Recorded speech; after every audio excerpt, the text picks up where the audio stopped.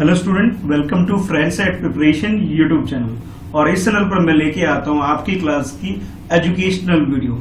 मेरा नाम कृष्णा है, आप मुझे कृष्णा सर बोल सकते हो, ठीक है। और इससे पहले जैसे ये आज जो एक्सरसाइज मैं आपके लिए लेके आ रहा हूँ, जो वीडियो लेके आ रहा हूँ, ये मैं लेके आ रहा हूँ एक्सरसाइज 1.2 लेके आया।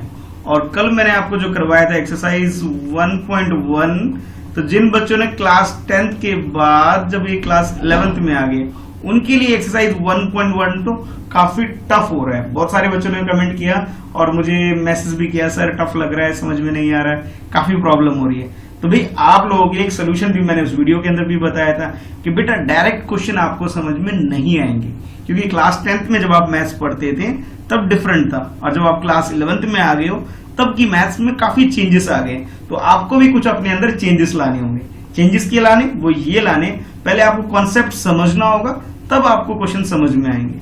तो इसलिए मैंने उस वीडियो में ही बोला था आपको कि मैंने इसके लिए यानी सेट्स के लिए एक स्पेशल वीडियो बनाई है, जिसके अंदर मैं सारे कॉन्सेप्ट, सारी प्रॉपर्टीज, सारे लॉ, सारी आइडेंटिटी और सारे फार्मूले, इन सबको डिटेल में डिस्कस किया हुआ है। और ये जो वीडियो है आपको इस वीडियो के नीचे भी डिस्क्रिप्शन में आपको मिल जाएगा। तो पहले इस वीडियो को देखो, ठीक है। जब इस वीडियो को देख लोगे कि सेट्स आखिर होता क्या है, इसके बारे में इंट्रोडक्शन क्या है, इंट्रोडक्शन जब आपको समझ में आ जाएगा, सेट को रिप्रेजेंट कैसे करते हैं ये क्लियर हो जाएगा कि एम्प्टी सेट क्या होता है, फाइनाइट सेट क्या होता है, इनफाइनाइट सेट क्या होता है, इक्वल सेट क्या होता है, सब सेट क्या होता है, पावर सेट क्या होता है, यूनिवर्सल सेट क्या होता है, वेन डायग्राम क्या होता है, ऑपरेशन ऑफ सेट्स क्या होता है, कॉम्प्लीमेंट्स ऑफ सेट क्या होता है, और बहुत सारे प्रैक्टिकल चीजें सेट्स के बारे में जब आप कॉन्सेप्ट समझ लोगे, यानी कि इसके जितने भी कॉन्सेप्ट है, प्रॉपर्टीज है, लॉ है, आइडेंटिटी है, फॉर्मूले है, जब वन बाय वन सारी चीजों को समझोगे पहले, तब जाके आपको क्वेश्चन समझ में आएंगे। डायरेक्ट क्वेश्चन पे कूदोगे तो भाई प्रॉब्लम हो जाएगी। वही वाली बात है ना कि जैसे मिल्खा सिंह वाली जो मूवी है भाग मिल्खा भाग, ये डायरेक्ट रेस में नहीं उतरा जाता है, पहले रेस के लिए प्रैक्टिस की जाती है। तो आपने प्रैक्टिस की नहीं, डायरेक्ट क्वेश्चन वाली वीडियो देख लेते हो तो बेटा प्रॉब्लम हो जाती है। तो आज भी मैं ये बोलूंगा, तो सबसे पहले ये वाली जो वीडियो है सेट्स की, जिसका लिंक मैंने डिस्क्रिप्शन में भी दे रखा है, ठीक है, ग्रुप में भी डाल रखा है, टेलीग्राम ग्रुप ज्वाइन कर लो, जो मैं वहां पे भी डाल रखा है मैंने। तो सबसे पहले उसका लिंक भी, ग्रुप का लिंक भी डिस्क्रिप्शन में, पहले वो ज्वाइन करो और इसमें ये वाली वीडियो पहले देखो। जब ये कॉन्सेप्ट आपके क्लियर हो जाएंगे, जब आपको एक्सरसाइज 1.1 यानी कि एक्सरसाइज 1.1 आपको क्लियर हो जाएगी, और उसके बाद जब 1.1 क्लियर हो जाएगी, 1.2 भी उसके बाद क्लियर हो पाएगी, ठीक है। डायरेक्ट आपको क्लियर नहीं होगी। चलो आज ये वीडियो देखो, समझो, ट्राई करो, और उसके बाद ये वीडियो जरूर देखना, ठीक है।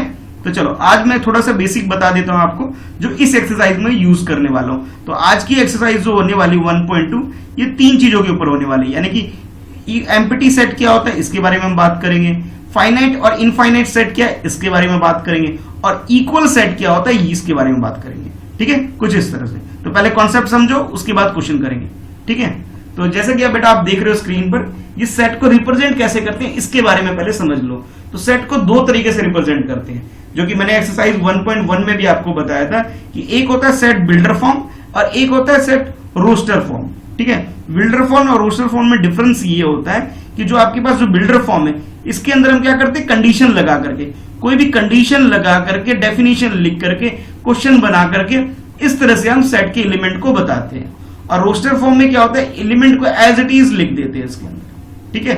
तो ये डिफरेंस है दोनों के अंदर। तो मैं ये कहूंगा एक बार जरूर इस वीडियो को देखना, बाकी डिटेल में आपको समझ में आ जाएगा। तो 2 टाइप्स तरीके से हम लोग इसे रिप्रेजेंट करते हैं किसी सेट को, एक सेट बिल्डर फॉर्म में और एक रोस्टर फॉर्म में। रोस्टर फॉर्म में एलिमेंट को एज इट इज, यानी एलिमेंट का मतलब है यहाँ पे मेंबर्स के, सेट के जो मेंबर है, ग्रुप के जो मेंबर है, उसे हम क्या करते हैं, एज इट इज जैसा होता है वैसा लिख देते हैं रोस्टर फॉर्म में। और सेट बिल्डर फॉर्म में क्या करते हैं, एक क्वेश्चन मार्क बना देते हैं, क्वेश्चन फ्रेम कर देते हैं, एक कंडीशन लगा देते हैं, कोई लॉजिक लगा देते हैं, और लॉजिक के अकॉर्डिंग अपना आंसर लिखते हैं, ठीक है। तो जरूर वीडियो देखना, ज्यादा क्लियर होगा। चलो अब नेक्स्ट देख लो भाई, जो इस एक्सरसाइज में मैं यूज करने वाला हूं, वो टर्म यूज करने वाला हूं एम्प्टी सेट। अब सोच रहे हो सर ये एम्प्टी सेट क्या होता है, तो सबसे पहले आपको ये पता होना चाहिए, जब बेटा सेट लिखते हैं, सेट को इस तरह से सिंबल्स में लिखते हैं। सपोज कोई एक सेट है, जैसे मैंने पहले भी बताया था कि कैपिटल लेटर यूज करना है सेट के लिए। जैसे मान लो आपके पास एक सेट है ए, और ए के अंदर कोई भी नंबर, कुछ भी आप एलिमेंट हो सकते हैं, जैसे 1 2 3 4, ठीक है। तो इसको इस तरह लिखोगे, ब्रैकेट ओपन और ब्रैकेट क्लोज। देखो इस तरह बनाते हैं बेटा इसको, ब्रैकेट को इस तरह से और इस तरह से, और इधर ऐसे करके, और इसके अंदर जो भी एलिमेंट है इसे लिख देते हैं। तो लेकिन अब हम बात करने वाले एम्प्टी सेट क्या होता है। तो मैथ्स के अंदर एम्प्टी का मतलब होता है अभी नल, नल का मतलब जीरो यानी कि 5, ठीक है। ये सिंबल किसका है, ये 5 का सिंबल है।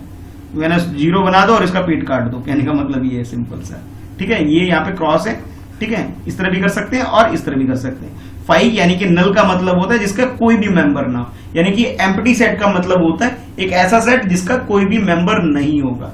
यानी कि आप डेफिनेशन की अगर हम बात करें in mathematics, the empty set is a unique set having no element, जिसके अंदर कोई भी एलिमेंट ना हो। एलिमेंट का मतलब होता है मेंबर, ठीक है। अगर हम ग्रुप की तरीके से बात करें, कोई भी मेंबर ना हो, ठीक है, कोई सदस्य ना हो, कोई एलिमेंट ना हो, ऐसे सेट को हम बोलते हैं एम्प्टी सेट। और इसको लिखते कैसे, इसे हम लिखते हैं 5 की तरह से, इस तरह से। एम्प्टी भी बोल सकते हैं, कहीं कहीं आपको नल भी लिखा हुआ आ सकता है। तो नल और एम्प्टी में कंफ्यूज नहीं होना है, एक ही बात की जा रही है, ठीक है। नल सेट भी बोल सकते हैं या 5 या फिर एम्प्टी सेट भी बोल सकते हैं, ठीक है, दोनों एक ही बात है, ठीक है। एक एग्जांपल लेके मैं समझा रहा हूं, तो एग्जांपल को देखो। जैसे एग्जांपल में बोला जा रहा है ए एक सेट है जिसके अंदर बताया जा रहा है एक्स सच डेट। एक्स क्या है, एक्स के बारे में बताया जा रहा है, एक नंबर है, कुछ भी है एक्स से, एक्स क्या एक नेचुरल नंबर है। और कंडीशन क्या लगा दी है, कंडीशन लगाई है एक्स ग्रेटर देन 9 है बट लेस देन 10 है, यानी कि 9 से तो ग्रेटर है, ठीक है भाई, और 10 से लेस देन है। भाई ऐसा कोई नंबर है क्या जो कि 9 से तो बड़ा हो और 10 से छोटा हो, डेसिमल नंबर नहीं, नेचुरल नंबर होना चाहिए। ऐसा कोई नंबर ही नहीं है कि 9 के बाद नेक्स्ट काउंटिंग क्या आती है, 10 आती है, यानी कि कोई ऐसा कोई भी नंबर नहीं है, ठीक है। तो आप लिख सकते हो भी इसमें कोई ऐसा मेंबर होता ही नहीं है। जब नहीं होता है तो इसकी हम क्या बोल सकते हैं, इसे हम 5 बोल सकते हैं या फिर नल सेट बोल सकते हैं, ठीक है। तो ये समझने के लिए था आपका। एक और एग्जांपल ले लेता हूं, जैसे मान लो 9th क्लास, ठीक है, अगर मैं ये बोलूं कि 9th क्लास और 10th क्लास, ठीक है, 9th क्लास और 10th क्लास, इसके बीच का कौन सा क्लास होता है, मुझे ये बताओ। भाई 9th के बाद 10th क्लास में गए थे आप, अब मैं बोलूं 10th के बाद कौन सी क्लास आती है, 11th आती है। तो 9th और 10th के बीच में, जैसे मैंने बोला वो बोलूं 11th और 10th के बीच में जो सी क्लास होती है उसमें पहले आपने पढ़ाई करी क्या, तो आप कहोगे सर 10th के बाद तो 11th ही होती है, तो ऐसा कोई क्लास ही नहीं है बीच में, तो वो क्या हो गया, वो नल यानी कि 5 हो गया, ठीक है। तो इस तरह आप बात कर सकते हो। चलो अब करते हैं एम्प्टी सेट की कॉन्सेप्ट, आई होप समझ में आ गया होगा। अब हम फाइनाइट और इनफाइनाइट सेट को और समझ लेते हैं। क्वेश्चन करवाऊंगा, पहले कॉन्सेप्ट आज सिखा लूं, समझा लूं आपको, ठीक है, कि फाइनाइट सेट क्या होता है, इनफाइनाइट सेट क्या होता है। फाइनाइट जैसे एक वर्ड है बेटा, फाइनाइट, फाइनाइट का मतलब होता है फिक्स, जिसमें जो नंबर है यानी कि उसके जो एलिमेंट्स हैं वो फिक्स होते हैं। और इनफाइनाइट के अंदर क्या होता है, इसके मेंबर फिक्स नहीं होते, कितने भी हो सकते हैं, बोले इम्पॉसिबल, बहुत सारे हो सकते हैं इसके अंदर, ठीक है। कैसे पता लगेगा, तो जरा देखो इसकी डेफिनेशन, एक एग्जांपल के रूप में बताऊंगा मैं आपको। पहले फाइनाइट सेट की हम लोग बात करते हैं। A finite set is one of which it is possible to list and count the member, यानी कि इसके कितने मेंबर होंगे उसे आप लिस्ट कर सकते हो, उसे काउंट कर सकते हो। अगर मैं इनफाइनाइट सेट की बात करूं तो इनफाइनाइट सेट में इसके मेंबर्स को काउंट करना मुश्किल है, डिफिकल्ट है, ठीक है। तो आप कह सकते हो infinite set is one in which not possible to list और काउंट, यानी कि इसके अंदर कितने मेंबर है इसे काउंट करना बड़ा मुश्किल है। तो ठीक है, जब हम मेंबर को काउंट नहीं कर पाते तो उसे तो इनफाइनाइट सेट बोल देंगे, ठीक है। और जिसमें हम मेंबर्स को काउंट कर लेंगे उसे हम फाइनाइट सेट कहें। कैसे, आप समझोगे और एग्जांपल से। तो एग्जांपल 1 देखो इधर फाइनाइट सेट का। तो जैसे मैं बोलूं डी एक सेट है जिसके अंदर डेज ऑफ वीक, तो वीक में कितने दिन है उसके बारे में तो आपको पता है 7 डेज होता है, ठीक है। क्या क्या होता है, Sunday, Monday, Tuesday, Wednesday, Thursday, Friday, Saturday, Sunday, ये जो 7 डेज है इसके बारे में फिक्स है, 7 में एलिमेंट होंगे इसके अंदर। अगर मैं ये बोलूं भाई, एक और एग्जांपल लेते हैं, यहाँ डी की जगह मैं ई सेट ई ले रहा हूं, ठीक है। मैं ये बोल रहा हूं even numbers greater than 9, greater than 9 के जितने भी इवन नंबर्स हैं, यानी 9 से ग्रेटर, 9 से बड़ा नंबर क्या होता है 10 होता है इवन नंबर। 10 के बाद क्या होगा, इवन नंबर की बात कर रहा हूं, 10 के बाद 12 हो जाएगा, 12 के बाद 14 हो जाएगा, 14 के बाद 16 हो जाएगा, और इस तरह से बहुत सारे नंबर हो जाएंगे, ठीक है। उसे हम काउंट नहीं कर सकते। जब हम काउंट नहीं कर पाएंगे इट मींस वो इनफाइनाइट सेट है, ठीक है। इनफाइनाइट का मतलब है अनकाउंटेबल, आप बोल सकते हो। और मैथ्स में जब अभी और आगे पढ़ोगे तो इनफाइनाइट का एक सिंबल भी होता है, जैसे इनफाइनाइट या इन्फिनिटी भी बोला जाता है, कुछ इस तरह से 8 को लिटा दिया ऐसे बोल सकते हो। इन्फिनिटी का एक साइन भी होता है जो कि आप बाद में भी पढ़ने वाले हो जब आगे के चैप्टर में। अच्छा, उसके बाद ये आई होप आपको ये फाइनाइट सेट क्या, इनफाइनाइट सेट क्या क्लियर हो गया होगा। फाइनाइट सेट का मतलब होता है एक ऐसा सेट है जिसके अंदर इसके मेंबर यानी कि जो एलिमेंट है इसके आप काउंट कर सकते हो, और इनफाइनाइट सेट का मतलब है जिसके मेंबर्स को आप काउंट नहीं कर सकते। ठीक है, तो आज क्योंकि मुझे लग रहा है काफी प्रॉब्लम आ रही है आपको समझने में, इसलिए मैं कॉन्सेप्ट को डिस्कस बीच में कर ले रहा हूं। अच्छा, उसके बाद नेक्स्ट देख लो, नेक्स्ट एक और डिस्कस करेंगे, फिर क्वेश्चन को स्टार्ट करेंगे। तो नेक्स्ट है आपके पास इक्वल सेट। इक्वल सेट क्या होता है पहले ये समझो। इक्वल सेट का मतलब अगर दो सेट है आपकी, जैसे डेफिनेशन है, पहले डेफिनेशन को पढ़ो और समझो इसमें क्या लिखा है। तो जैसे मैं आप स्क्रीन पे दिख रहा होगा definition, two set are equal. Two set को हम इक्वल सेट बोलेंगे, कब बोलेंगे? ये IFF जो ऐसे लिखा बेटा, इसका मतलब होता है मैथ्स में इफ एंड ओनली इफ। ये IFF जो इस तरह मैंने लिखा है, इसकी मीनिंग आपको पता होनी चाहिए। इसकी मीनिंग होती है इफ एंड ओनली इफ। ठीक है, जब IFF आएगा इसका मतलब है इफ एंड ओनली। ठीक है, ये इसको ध्यान रखना इसकी मीनिंग। तो भैया आपके पास जो डेफिनेशन है उसके अकॉर्डिंग है कि टू सेट आर इक्वल, दो सेट को आप इक्वल सेट बोलोगे if and only if they have the same element, यानी कि दोनों के पास सेम एलिमेंट होने चाहिए। ठीक है भाई, कब होंगे? जब दोनों के जो एलिमेंट्स होंगे, एलिमेंट्स यानी कि उसके जो मेंबर्स होंगे बिल्कुल सेम होने चाहिए, जब हम उसे इक्वल सेट कहेंगे। ठीक है, और एक बार और समझ लेते हैं। तो इसमें बोला इफ ए एंड बी, अब एग्जांपल के थ्रू, सेट ए और सेट बी को आप इक्वल सेट बोल सकते हो। If A and B are set, A और बी क्या है? सेट है। ठीक है, then A and B are equal set. A और बी इक्वल कब होंगे? सेट होंगे अगर इक्वल इस तरह से होंगे कि जब ए के सारे इफ एंड ओनली। ठीक है, इसका मतलब है IFF का मतलब इफ एंड ओनली इफ। और ये जो सिंबल बीच में देख रहे हो आप, कुछ इस तरह का, यहां लिखता हूं इस तरह का सिंबल। ठीक है, इसका मतलब होता है फॉर ऑल।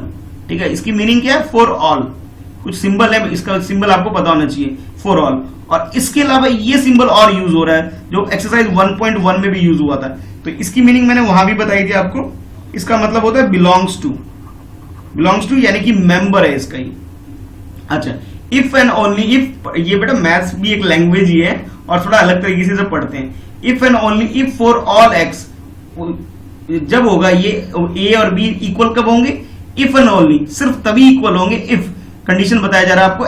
एक्स के बारे में बोला जा रहा है, एक्स बिलोंग करेगा ए से भी और एक्स बिलोंग करेगा बी से भी। यानी कि आप ये बोल सकते हो कि ए के अंदर जितने भी एलिमेंट होंगे वो सारे एलिमेंट सेट बी के अंदर भी होने चाहिए। फॉर एग्जाम्पल ये देखो, सपोज इसको मैंने सेट ए ले लिया और इसे सेट बी ले लिया, तो इसके पास क्या है? 1 3 5 है। ओके, और इसके पास क्या है? 3 5 1 है, यानी कि सेम सेम है। देखो 1 यहां पे भी है, 1 यहां पे भी है। ओके, 3 यहां पे भी है, 3 यहां पे भी है, 5 यहां पे भी है, 5 यहां पे भी है। सारे एलिमेंट मैच हो गए।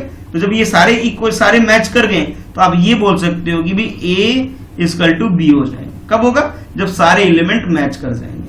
ठीक है, तो इस तरह आप समझ सकते हो।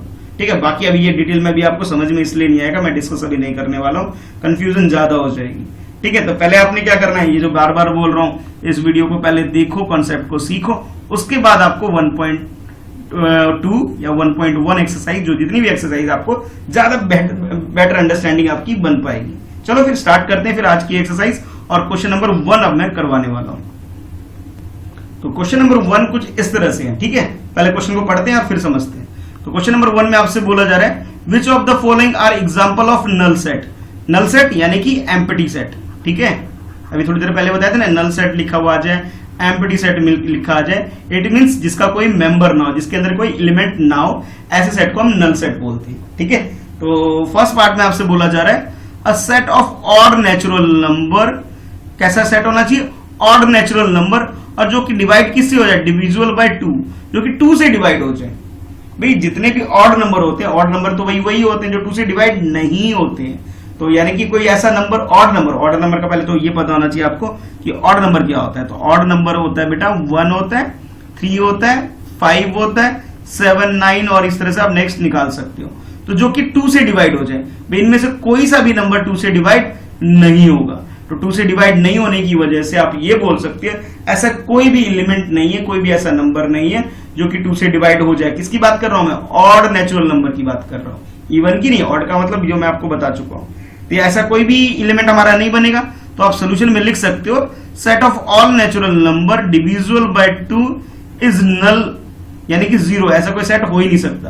तो आप बोल सकते हो सेट, तो ये जो सेट आपके पास इज ए नल सेट, ये जो सेट आपके पास है ये क्या है? नल सेट है। As odd number are not divisible by 2, यानी कि ऑड नंबर जो है 2 से डिवाइड नहीं होता है।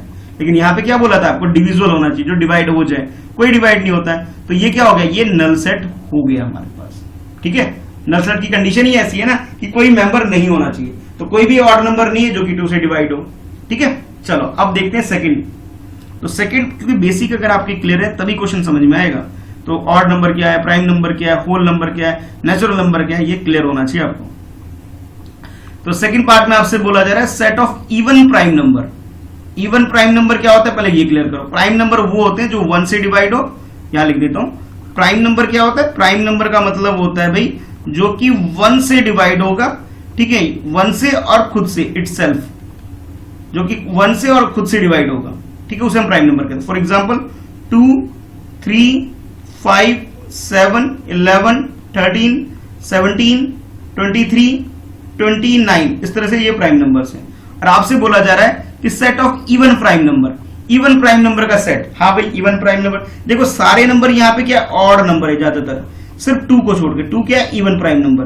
तो भाई ये जो बोला गया set of even prime number, क्या इसका कोई मेंबर है? हाँ, मेंबर कौन हो सकता है, 2 इस सेट का मेंबर हो सकता है। ये इवन नंबर भी है और प्राइम नंबर भी है, तो इसका मेंबर तो हो गया है। क्या मेंबर हो गया, इसका मेंबर 2 हो गया।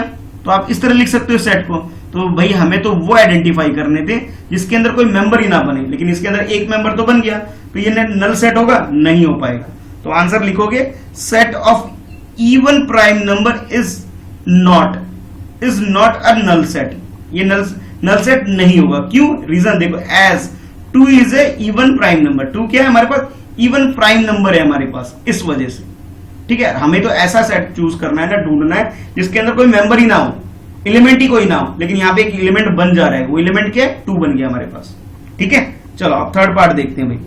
तो थर्ड पार्ट में आपसे बोला जा रहा है एक्स सच दैट। ये देखो, ये भी एक तरीका लिखने का, याद करो। थोड़ी देर पहले मैंने आपको बताया था सेट रोस्टर फॉर्म होता है, सेट बिल्डर फॉर्म होता है। बिल्डर फॉर्म में कंडीशन लिख देते हैं, रोस्टर फॉर्म में एलिमेंट को एज इट इज लिख देते हैं। तो यहाँ पे आपके पास कंडीशन दी गई है कि एक्स क्या इसका एलिमेंट है इस सेट के अंदर। थर्ड पार्ट की बात कर रहा हूं। x is a natural number. x के यहाँ पे नेचुरल नंबर होना चाहिए, यानी कि 1 से काउंटिंग स्टार्ट होगी, 1 2 3 4 5 सो ऑन, इस तरह बढ़ती रहेगी। और x की वैल्यू क्या है, 5 से तो बड़ी होनी चाहिए, x ग्रेटर देन, नहीं सॉरी, 5 से लेस देन होनी चाहिए, 5 से छोटी, लेस देन 5, यानी कि 1 2 3 4 होने चाहिए, एंड 7 से ग्रेटर होने चाहिए। भाई कोई ऐसा नंबर है जो कि 5 से छोटा हो और 7 से बड़ा हो। 5 से छोटा, 5 से छोटा का मतलब हो गया, क्या हो गया, 1 2 3 4। ठीक है भाई, और क्या होना चाहिए, 7 से बड़ा।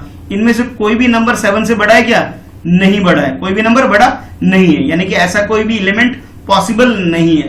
जब ये पॉसिबल नहीं है तो इट मीन्स आप ये बोल सकते हैं, ये जो आपके पास गिवन है, यानी कि आप लिखोगे x such that x is a natural number और x क्या less than 5 and greater than 7। तो ये पॉसिबल नहीं है। जब पॉसिबल नहीं है तो इट मींस आप बोल सकते हो इज ए नल सेट। ये क्या है, एक नल सेट है। क्यों? अब रीजन लिखो, एज या फिर रीजन के लिए यूज, जैसा आप छोटी क्लासेस में लिखते हैं बिकॉज लिखते थे, सिंस वी नो दैट, तो वैसे ही एज। तो कंडीशन क्या लिखोगे, as a number can not be both. एक नंबर कोई दो चीजें नहीं हो सकती कि 5 से छोटा भी हो जाए और 7 से भी बड़ा हो जाए। तो ये कंडीशन सेटिस्फाई नहीं हो पा रही, इसलिए मैं इसे बोलूंगा क्या, नल सेट बोल दूंगा। ठीक है, अब लास्ट पार्ट देख लेते हैं, डीप इसका फोर्थ पार्ट। तो फोर्थ पार्ट में आपसे बोला जा रहा है कि y के बारे में, कि y सच दैट, ठीक है, y such that y is a point, y is a common point on any 2 parallel line. भाई 2 पैरेलल लाइन के बीच में कॉमन पॉइंट, भाई 2 पैरेलल लाइन जो होती है वो कभी मिलती तो है नहीं, कुछ इस तरह से देखो, ये आपने 10th में ही पढ़ा होगा। पैरेलल लाइन क्या होती है, जो कभी नहीं मिलती है, दोनों के बीच में इक्वल डिस्टेंस रहता है हमेशा। ठीक है, ये फर्स्ट लाइन है, ये सेकंड लाइन है, ठीक, ये फर्स्ट लाइन, ये सेकंड, तो इनमें कहीं पे मैच ही नहीं करेगी, कभी इंटरसेक्ट करेगी नहीं, तो भी कॉमन पॉइंट आएगा, नहीं आएगा, कॉमन पॉइंट कभी नहीं आएगा। ध्यान से देखो, कॉमन पॉइंट इनके बीच में कभी नहीं आएगा। जब कॉमन पॉइंट ही नहीं आएगा तो हम इसे बोल सकते हैं कि भाई ये क्या है, हमारे पास इज अ नल सेट। ठीक है, अब रीजन क्या लिखोगे, तो रीजन लिखो as the parallel line does not intercept, यानी कि ये कभी क्रॉस ही नहीं करती एक दूसरे को, इंटरसेप्ट ही नहीं करती, तो इसके अंदर कोई मेंबर ही नहीं होंगे, कोई एलिमेंट ही नहीं बनेगा, तो they have no common point. जब कॉमन पॉइंट है ही नहीं, इट मींस ये क्या हो गया, ये नल सेट हो गया। तो नल सेट की डेफिनेशन क्या है, नल सेट या एम्प्टी सेट की डेफिनेशन ये है, ये मेंबर यानी एलिमेंट नहीं होगा कोई भी, ठीक है। तो बेटा इस तरह से इसे फर्स्ट क्वेश्चन को आप कर सकते हैं, ठीक है। चलो अब करते हैं सेकंड क्वेश्चन को।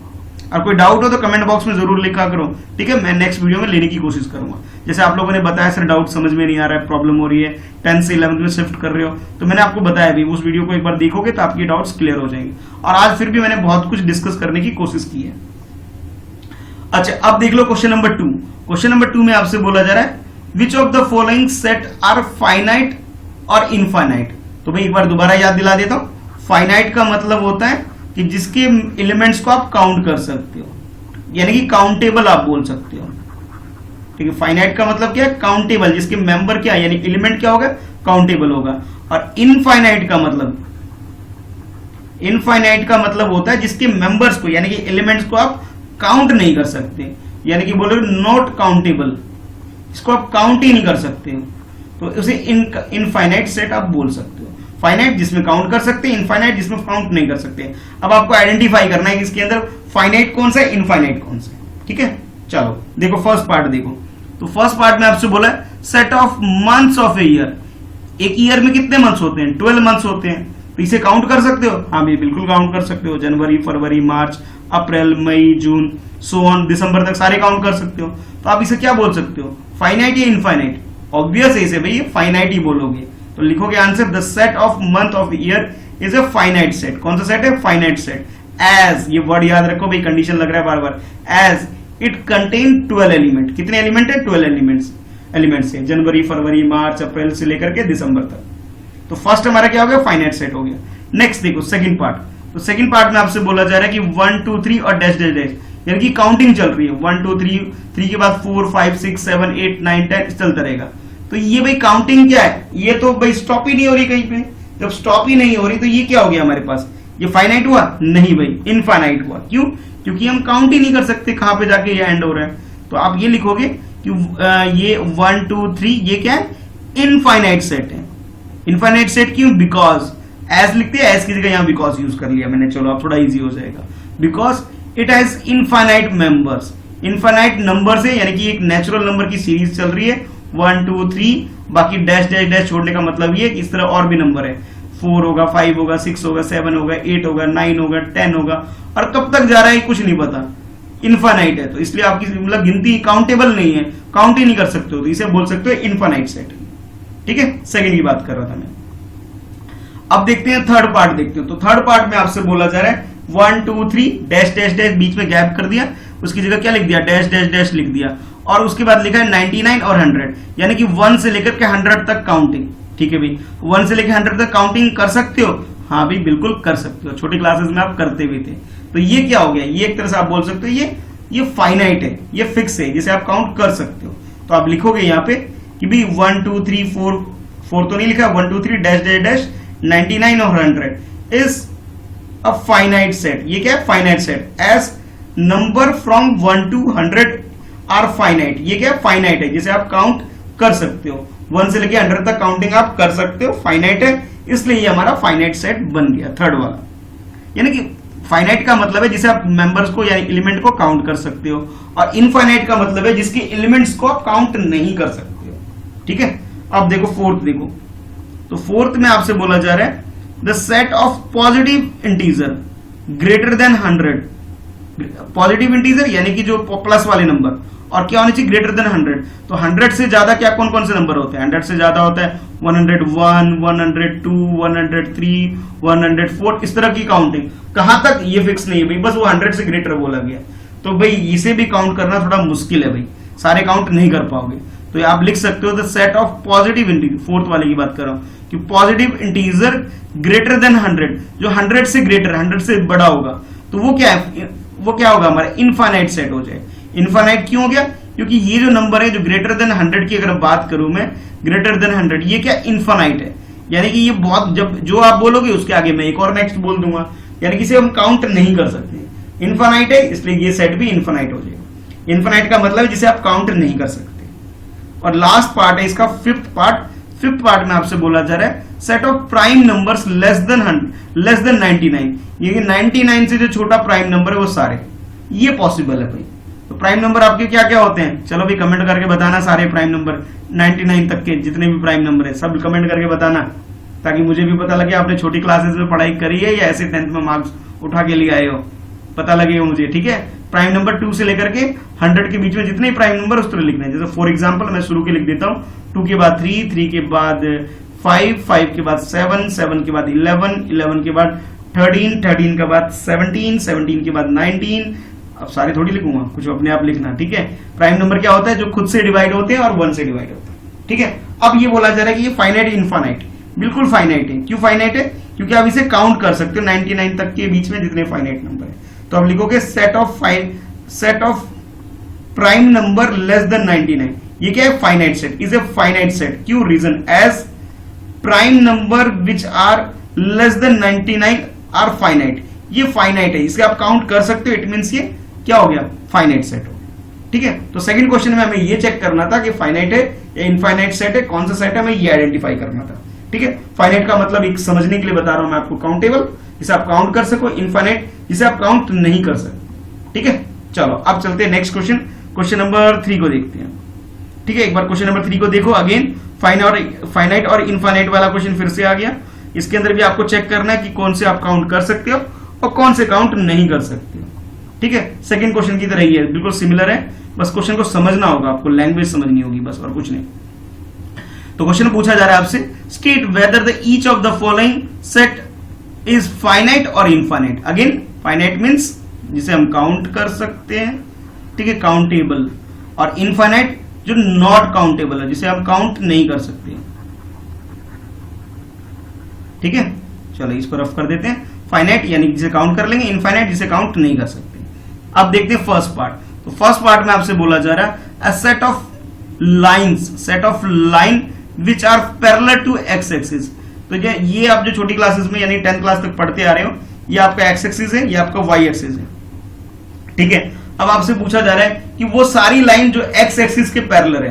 तो एक्स एक्सिस के पैरेलल कितनी चीजें होती है, बहुत सारी लाइन ड्रॉ कर सकते हो। देखो एक यहां ड्रॉ कर दिया, इसके बाद यहां ड्रॉ कर दिया, फिर नेक्स्ट यहां ड्रॉ कर दिया, फिर नेक्स्ट ड्रॉ कर दिया, नीचे भी ड्रॉ कर सकता हूं मैं, तो ये ड्रॉ कर दिया, ये ड्रॉ कर दिया, कितनी भी ड्रॉ कर लो एक्स एक्सिस की। तो ये बोला जा रहा है the set of lines which are parallel to X axis. X axis के जो पैरेलल कितनी लाइन ड्रॉ कर सकते हो, बहुत सारी ड्रॉ कर सकते हो, यानी कि इसे भी काउंट करना पॉसिबल नहीं है, यानी कि ये भी क्या होगा, नॉट काउंटेबल है, यानी कि ये इनफाइनाइट है, इसलिए आप इसे बोलोगे इनफाइनाइट सेट। तो आंसर लिखोगे कुछ इस तरह, the set of lines which are parallel to X axis is an infinite set. ये क्या है, infinite set. Reason as the line which are parallel to X axis are infinite. ये क्या इनफाइनाइट है, यानी बहुत सारी लाइन ऐसे बनाए जा सकते हैं, आप ड्रॉ कर सकते हो। इट मींस ये क्या हो गया, इनफाइनाइट सेट हो जाएगा हमारा। ठीक है, चलो अब देख लेते हैं सेकंड पार्ट, क्वेश्चन नंबर 3 का सेकंड पार्ट। इसमें आपसे बोला जा रहा है the set of letters in English alphabet. English alphabet में कितने लेटर्स होते हैं, फिक्स है 26 होते हैं। 27 तो नहीं आया ना अभी तक, 26 ही तक है। ठीक है, मालूम है ना सबको। तो भाई काउंट कर सकते हो सारे लेटर, यस सर काउंट कर सकते हो। कोई बच्चा ऐसा है जो काउंट नहीं कर सकता, भाई सारे कर लोगे, इतनी काउंटिंग तो सबको ही आती होगी। तो भाई ये क्या है, फिक्स है, यानी कि फाइनाइट है। तो आप बोल सकते हो कि the set of letter in English alphabet is finite set. ये क्या है, finite set. Reason as it contain 26 element, और 26 तक की काउंटिंग तो सबको आती ही होगी, है ना। चलो, यानी कि ये फाइनाइट सेट हो गया, फाइनाइट नंबर है, फिक्स नंबर है, तो आप बोल सकते हो फाइनाइट सेट है, जिसमें आप इसके एलिमेंट्स को काउंट नहीं कर सकते, वो इनफाइनाइट होता है। तो सेकंड वाला हमारा फाइनाइट हो जाएगा। अब देखते हैं थर्ड में आपसे बोला जा रहा है the set of numbers which are multiple of 5 से मल्टीपल। भाई 5 से मल्टीपल कौन कौन से नंबर होते हैं, मैं लिखना स्टार्ट करता हूं।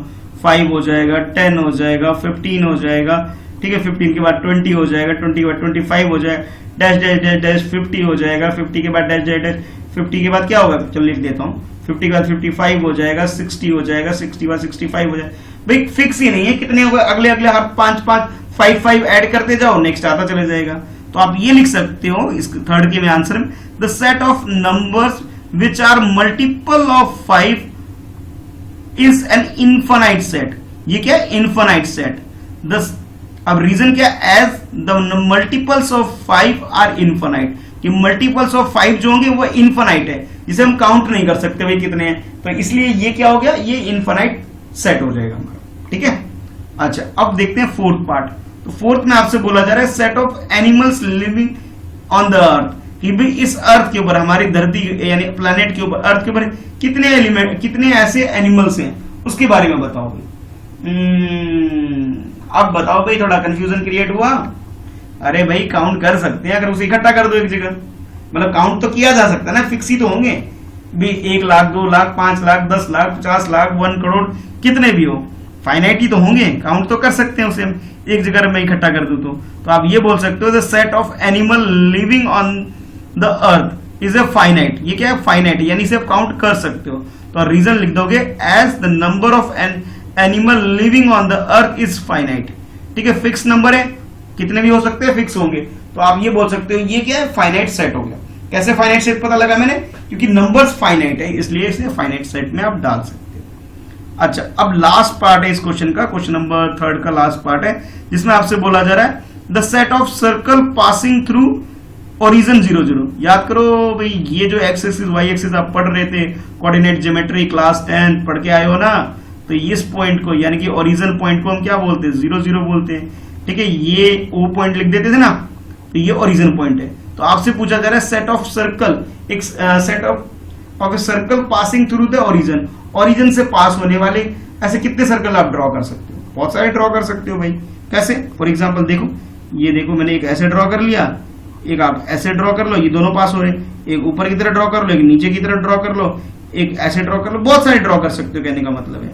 ठीक है, यानी कि ये भी फाइनाइट होगा, इनफाइनाइट होगा, बोलो भाई क्या होगा, काउंट कर सकते हो, नहीं कर सकते, तो आप लिखोगे the set of circle passing through the origin, कहां से पास हो रहा है, ओरिजिन से पास हो रहा है, और is a infinite set, is an infinite set as infinite number of circle can be pass through the origin.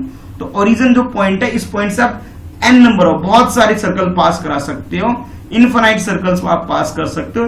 It means आप बोल सकते हो कि ये जो सेट आपको गिवन है ये इनफाइनाइट सेट है आपके पास।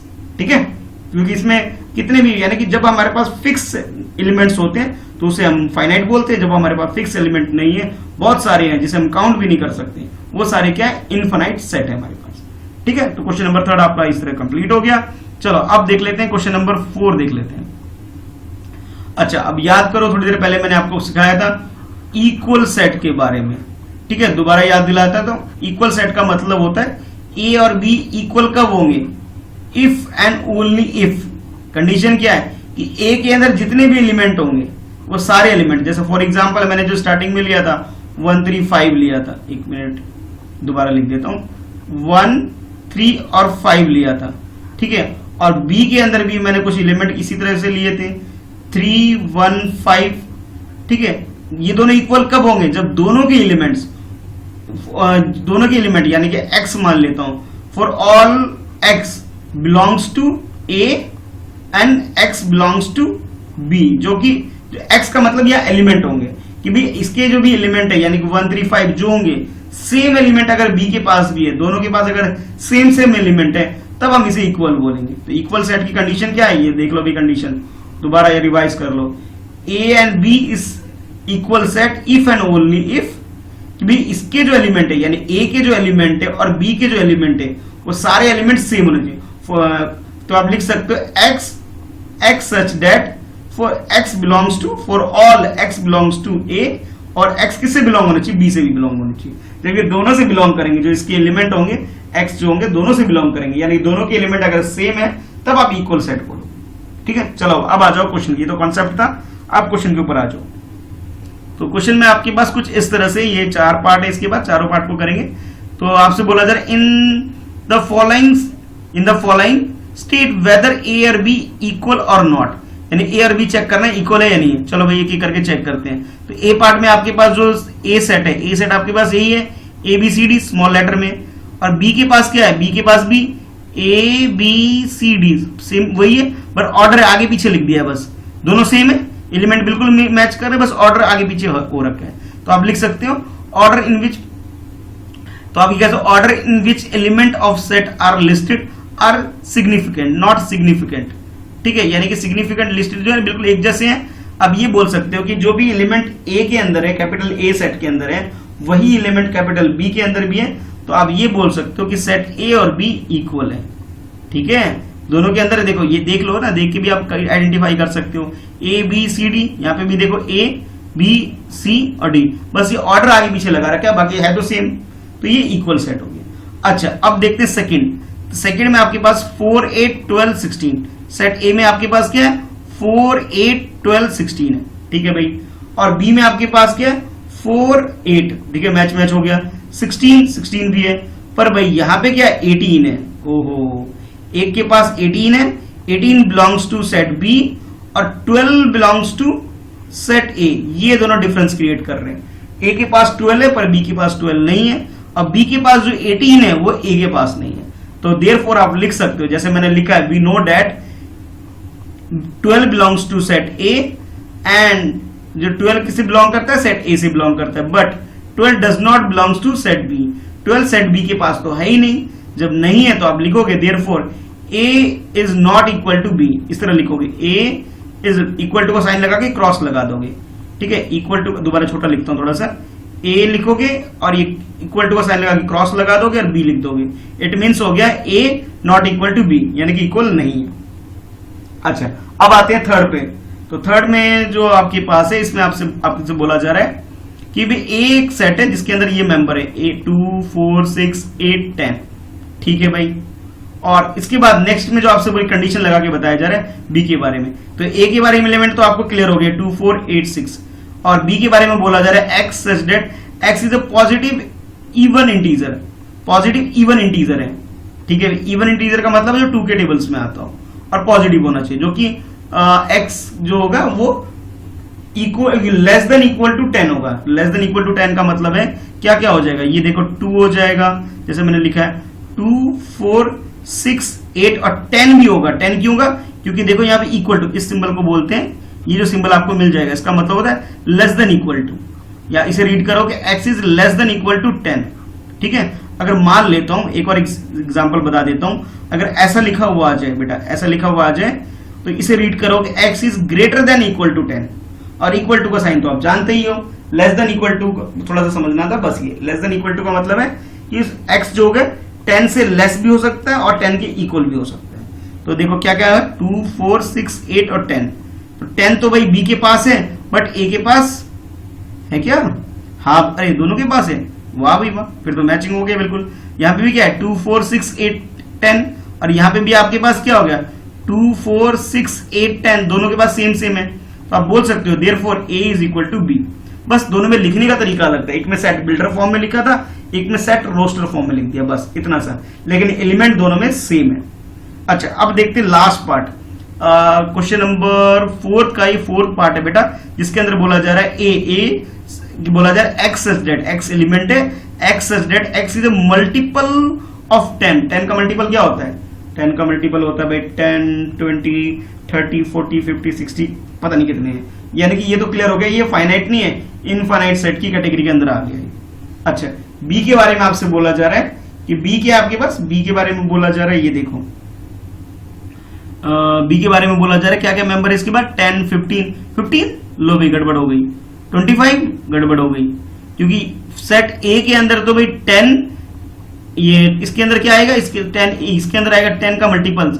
10 का मल्टीपल्स क्या होता है, 10 के बाद 20 आता है, 20 के बाद 30 आता है, 30 के बाद 40 आता है, 40 के बाद 50, और इस तरह चलता रहेगा।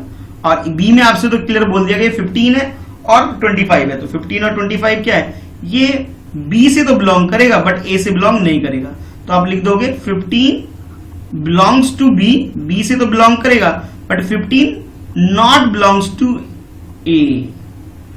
ठीक है, क्रॉस लगा दिया मैंने यहाँ पे, इससे बिलोंग, एक बार दोबारा क्रॉस लगा देता हूं, not belongs to, it means आप बोल सकते हो कि ए और बी इक्वल नहीं होगा, तो फिर दोबारा लिखोगे A is not equal to B, equal to का साइन लगा के क्रॉस लगा देना आपने, इसका मतलब हो जाता है नॉट इक्वल टू, तो लिखोगे A is not equal to B, यानी कि दोनों के एलिमेंट मैच नहीं करते, इसके पास 15 है और इसके पास 15 नहीं है। तो बेटा इस तरह से आपने कर लिया क्वेश्चन नंबर 4 को कंप्लीट। ठीक है, चलो एक बार और वीडियो को देखना अगर एक बार नहीं समझ में आता है तो। अच्छा, उसके बाद अब देखते हैं नेक्स्ट क्वेश्चन नंबर 5 देखते हैं। तो 5 के अंदर आपके पास ये दो पार्ट में कुछ कुछ दिया हुआ है, दोनों पार्ट को देखेंगे 1 by 1। ठीक है, तो चलो पहले देख लेते हैं फर्स्ट पार्ट। तो फर्स्ट पार्ट में बोला जा रहा है पहले क्वेश्चन को पढ़ लेते हैं, ज्यादा क्लियर हो जाएगा आपको। Are the following pair of set equal. अच्छा, ये जो पेयर्स आपको गिवन है सेट्स के, ये चेक करना कि ये इक्वल है या नहीं है, और आगे बोला जाए गिव रीजन, और आपको रीजन भी बताना है। तो इक्वल के लिए क्या है, वही कंडीशन दोबारा याद दिला देता हूं, if and only if A is equal to B, कब होंगे, for all X belongs to A होना चाहिए और X belongs to B होना चाहिए, यानी कि दोनों की जो मेंबर होंगे वो अगर सेम हो जाएंगे तब हम बोलेंगे दोनों इक्वल सेट है। ठीक है, दोनों के एलिमेंट्स अगर सेम है, जो A के अंदर है वही अगर B के अंदर होगा तभी हम उसे बोलेंगे इक्वल सेट है। ठीक है, चलो अब देख लेते हैं। तो फर्स्ट पार्ट में आपके पास जो ए सेट है, ए सेट के अंदर आपसे बोला जा रहा है कि भाई क्या है, मेंबर एलिमेंट के आपके पास 2 और 3 है। अब बी के अंदर बोला जा रहा है कि भाई x such that solution of this. अच्छा, ये इक्वेशन क्वाड्रेटिक इक्वेशन है, क्लास 10th में पढ़ा आपने, x² + 5x + 6 सॉल्व करो भाई, पुरानी क्लास का आ गया ना, हाँ अभी पढ़ के आए हो, सॉल्व करो इसे। तो इसमें क्या करना है, आपने 6 आना चाहिए भाई मल्टीप्लाई करके, और प्लस और या माइनस करके 5 आना चाहिए। देखो बेटा मैंने इधर सॉल्व भी किया हुआ है, क्वाड्रेटिक इक्वेशन है, याद आ गया, ये तो इजी है, कर सकते हो ना, 10th जैसा है, 9 10th जैसा है। तो 5x को ब्रेक कैसे कर सकते हो, 5x को ब्रेक कर सकते हो x², इसे लिख सकते हो 2x + 3x लिख सकते हो। ठीक है, 2x + 3x लिख सकते हो। ठीक है, और 6 इस तरह भी कर सकते हैं। कुछ बोलेंगे सर ऐसे नहीं, ऐसे कर लें क्या, कि x² + 3x + 2x + 6, दोनों तरीके से कर सकते हो, जो भी आपको कंफर्टेबल लगता है किसी भी तरीके से कर लो, आंसर तो सेम ही आएगा। तो यहाँ पे x कॉमन आ गया, तो x कॉमन आ गया, यहाँ के x + 3 हो गया, और यहाँ पे 2 कॉमन ले लोगे तो ये भी x + 3 आ जाएगा। अब x + 3 x + 3 दोनों में से कॉमन ले लोगे। ठीक है, x + 3 बाहर आ इधर आ गया, और अंदर क्या बचेगा, x + 2 बचेगा। ठीक है, देखो यही लिखा है मैंने, भाई ये सॉल्व करके ये देखो x + 2 और x + 3। ठीक है, यानी कि अगर मैं सॉल्यूशन की बात करूं तो जब x + 2 को 0 के इक्वल पुट करोगे तो x = -2 आएगा, और जब मैं इसे x + 3 को 0 के इक्वल पुट करूंगा तो x की वैल्यू क्या आ जाएगी, वो आ जाएगी -3।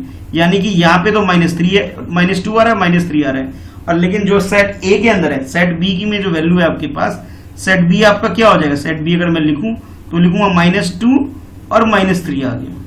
ठीक है, सेट B की वैल्यू -2 और -3 आ गया, और सेट A में आपके पास क्या गिवन है, +2 और +3 है। लो भाई, +2 और -2 में तो डिफरेंस है भाई, +3 और -3 में भी डिफरेंस है, यानी कि दोनों के एलिमेंट मैच नहीं कर रहे हैं। तो आप लिखोगे कि भाई therefore A is not equal to B।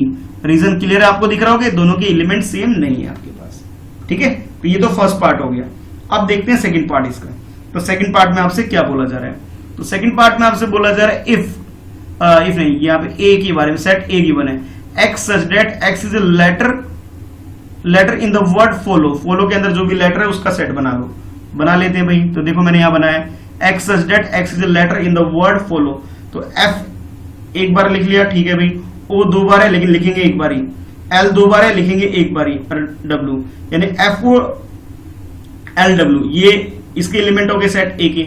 और सेट B में बोला जा रहा है कि भाई y इसके एलिमेंट है, y के बारे में बोला जा रहा है, y such that y is a letter in the word wolf, WOLF दोनों में सेम है। हाँ भाई, दोनों में सेम लेटर सेम है, f यहाँ पे भी, f यहाँ पे भी, o यहाँ पे भी, o यहाँ पे भी, l यहाँ पे भी, l यहाँ पे भी, w यहाँ पे भी है, w यहाँ पे भी है।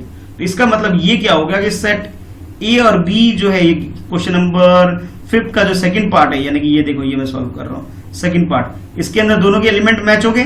तो ठीक है, तो जब मैच हो गए तो इट मींस ये क्या हो गया, ये आपका हो गया इक्वल सेट। ठीक है, क्या हो गया, इक्वल सेट, जिसे आप लिख सकते हो A is equal to B। ठीक है, तो 5th क्वेश्चन भी कंप्लीट हो गया। अब चलते हैं लास्ट क्वेश्चन की तरफ। ठीक है, अब लास्ट क्वेश्चन कंप्लीट करके ये एक्सरसाइज यानी कि 1.2 भी आपकी हो जाएगी कंप्लीट। ठीक है, चलो देखते हैं लास्ट एक्सरसाइज, इस लास्ट क्वेश्चन इस एक्सरसाइज का। तो क्वेश्चन नंबर 6 है, 6 के अंदर देखो क्या है, अगेन इक्वल सेट के बारे में, बहुत इजी है, कर सकते हो, एक बार ट्राई करो। नहीं कर पाओगे, चलो कोई बात नहीं, मैं करता हूं। देखो पहले क्वेश्चन को समझ लो। Question number 6, from the sets given below, ये जो सेट्स गिवन है, इनको गिवन है, इसमें आपने क्या करना है, सिलेक्ट इक्वल सेट आइडेंटिफाई करना है। तो देखो सेट कौन कौन से, पहले देखो सेट पहले पता करो कौन कौन से हैं। तो ये एक ए सेट है फर्स्ट, नेक्स्ट बी सेट है, फिर ये अंडरलाइन कर रहा हूं, ध्यान से देखो बेटा, set A, set B, set C, set D, set E, set F और जी के बाद लास्ट एच, यानी टोटल 1 2 3 4 5 6 7 8, टोटल 8 सेट है आपके पास, ठीक है। और इसमें से आइडेंटिफाई करना है कि कितने ऐसे सेट है जो आपस में इक्वल है। इक्वल का कंडीशन क्या है, वही पुरानी बात याद करो, थोड़ी देर पहले बताया था कि जब दो सेट को ए और बी को इक्वल आप कब बताओगे, तब बताओगे if and only if x element है और एक्स बिलोंग करना चाहिए कि x such that x belongs to A से भी बिलोंग करना चाहिए और एक्स बी से भी बिलोंग करना चाहिए। अगर ये कंडीशन सेटिस्फाई कर रही है, यानी कि दोनों के एलिमेंट सेम अगर हो रहे हैं, तब जाके हम दोनों को बोलेंगे इक्वल सेट, ठीक है। तो ये याद रखना, लिखने का तरीका कैसे है मैथ्स के अंदर, सेट के अंदर लिखने का तरीका भी आपको सीखना है बेटा, ठीक है। अब देखना शुरू करते हैं। तो पहले मैं 1 बाय 1 पहले लिख लेता हूं भाई सेट क्या है। सेट ए ये रहा, ऐसे लिखोगे सॉल्यूशन के अंदर, B as it is note कर लोगे यहां से, ठीक है। यहाँ पे क्या 1 नहीं है इसके पास, यानी ए और बी तो इक्वल हो ही नहीं पाएंगे भाई। सी देखो, सी एज इट इज यहां से उठा के लिख दिया मैंने, डी को उठा करके यहाँ पे लिख दिया है, देखो डी यहाँ भी उठा के लिख दिया, ई को एज इट इज उठा के लिख दिया है, एफ को भी लिख दिया और यहाँ जी और एच सबको लिख दिया, ठीक है। अब एक एक करके चेक करना शुरू करते हैं कितने ऐसे हैं जो मैच करते हैं। जैसे देखो अब 8, ए के पास तो 8 है, ए के पास जो 8 है बी के पास नहीं है, सी के बी के पास नहीं है, ठीक है, डी के पास भी नहीं है, ई के पास भी नहीं है, एफ के पास भी नहीं है, जी के पास भी नहीं, 8 एच के पास भी नहीं है। तो आप ये बोल सकते हो कि भी ए और बी तो इक्वल नहीं होंगे, ठीक है। A is not equal to B, A D के साथ भी इक्वल नहीं होगा, ए ई के साथ भी इक्वल नहीं होगा, एफ के साथ भी इक्वल नहीं होगा और जी के साथ भी इक्वल नहीं होगा, एच के साथ भी इक्वल नहीं होगा। यानी ए जो है ना बी के साथ, ना डी के साथ, ना ई के साथ, ना एफ के साथ, ना जी के साथ, ना एच के साथ इक्वल नहीं हो सकता। क्यों नहीं हो सकता? क्योंकि इसके पास जो 8 है, यहाँ जो 8 दिख रहा है बेटा, ये जो 8 दिख रहा है इन सबके पास नहीं है। किस किस के पास नहीं है? बी के पास नहीं है, डी के पास नहीं है, ई के पास नहीं है, ई सब सेट है बेटा, ई सेट ई के पास भी नहीं है, एफ के पास भी नहीं है, जी के पास भी नहीं है, एच के पास भी नहीं है। इस वजह से इनके साथ तो इक्वल नहीं हो पाएगा, पहली बात। चलो अब आगे और देख लेते हैं भाई, औरों के साथ कंपैरिजन करते हैं। अच्छा, तो अब बात करते हैं भाई 2 के साथ। जो 2 ए के पास है, ए के पास जो 2 है, देखो इधर ए के पास जो 2 है वो किस किस के पास है, किस किस के पास नहीं, देख लेते हैं। तो भाई वो सी के पास नहीं है, ठीक है, ए के पास जो 2 है वो सी के पास नहीं है। तो आप ये बोल सकते हो ए और सी इक्वल नहीं हो पाएंगे। दूसरी वो कंडीशन लग गई यहाँ पे। अब देखो बी के पास जो 3 है, ये देखो बी के पास ये रहा 3, देखो इसकी बात कर रहा हूं। बी के पास ये जो अलग अलग जो सर्कल कर रहा हूं बेटा, इसको देखते जाना। तो बी के पास जो 3 है उसके रिगार्डिंग अगर मैं बात करूं, ठीक है, 3 है, तो वो सी के पास नहीं है, ई के पास नहीं है, एफ के पास भी नहीं है, जी के पास भी नहीं है, एच के पास भी नहीं है। तो इन सब से ये इक्वल पॉसिबल नहीं है, ठीक है, इन सब के पास इक्वल हो नहीं पाएगा। अच्छा नेक्स्ट देखो 12 किसके अंदर? सी के अंदर।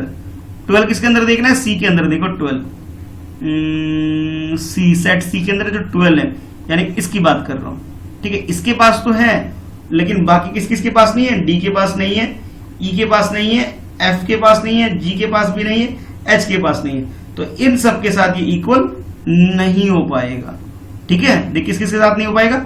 डी के साथ, ई के साथ इक्वल नहीं है, एफ के साथ भी इक्वल नहीं होगा, जी के साथ भी इक्वल नहीं होगा, एच के साथ भी इक्वल नहीं हो पाएगा, ठीक है। अब बात कर लेते हैं 4। अब इतने सारे हो गए, आप कहोगे सर सारे तो ऐसे ही लग रहे हैं कि सब में इक्वल नहीं है, इक्वल नहीं है, इक्वल नहीं है, इक्वल।